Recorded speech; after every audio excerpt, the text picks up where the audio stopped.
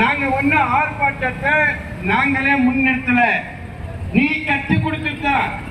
இன்றைய முதல்வர் ஸ்டாலின் அவர்கள் நாம் ஆளுங்கட்சியாக இருக்கும் போது எல்லாத்துக்கும் ஆர்ப்பாட்டம் தான். அவர் செஞ்சது எல்லாமே ஆர்ப்பாட்டம் தான். இது போல கள்ளச்சாராயத்துக்கு ஆர்ப்பாட்டம். இன்னைக்கு விஷச்சாராயமே வந்துருச்சு அவங்க ஆட்சியில.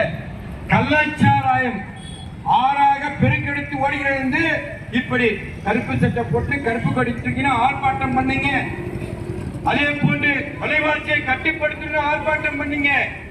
மின்சார கட்டணத்தை கட்டுப்படுத்த வேண்டும், மின்சார கட்டணத்தை உயர்த்தக்கூடாது ஆர்ப்பாட்டத்தை பண்ணீங்க. பால் விலை ஏற்றக்கூடாது, சொத்து விலை ஏற்றக்கூடாது, இப்ப பஸ் கட்டணத்தை உயர்த்தக்கூடாது, எல்லாத்துக்கும் ஆர்ப்பாட்டத்தை நீங்க தான் சொன்னீங்க. சரி, தேர்தலில் வாக்குறுதியை கொடுத்தீங்க, தேர்தலில் வாக்குறுதியை கொடுத்தீங்க. கள்ளச்சாராயத்தை நாங்கள் முழுமையாக ஒழிப்போம் சொன்னீங்க, விலைவாசியை கட்டுப்படுத்துவோம் சொன்னீங்க. நீங்க சொன்ன ஆர்ப்பாட்டம் எதுக்கெல்லாம் ஆர்ப்பாட்டம் நடத்துறீங்களோ அத்தனைக்கும் தேர்தலில் வாக்குறுதியா கொடுத்திருக்கிறீங்க.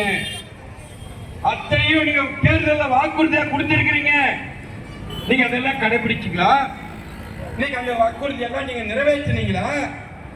கையில் ஆகல, கையில் ஆகல, ஒண்ணுமே இல்ல.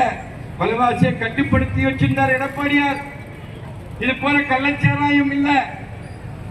அதே போல சொத்து வரியை கட்டுப்படுத்தி வச்சிருந்தார், பால் விலையை கட்டுப்படுத்தி வச்சார். எல்லாமே சுபிட்சமா தான் இருந்தது எடப்பாடி ஆட்சியில.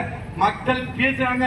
நான் அதிமுக கட்சியை சேர்ந்த மாவட்ட செயலாளர், நான் சொல்லல, பொதுமக்கள் சொல்கிறார்கள்.